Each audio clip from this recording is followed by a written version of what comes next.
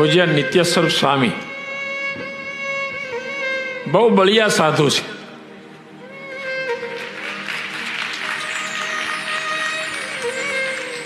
આધ્યાત્મિક માર્ગમાં, કથા વાર્તામાં, નિયમ ધર્મ પાળવામાં, સત્સંગની સેવા કરવામાં, હા, બધી રીતે બહુ બળિયા સાધુ છે.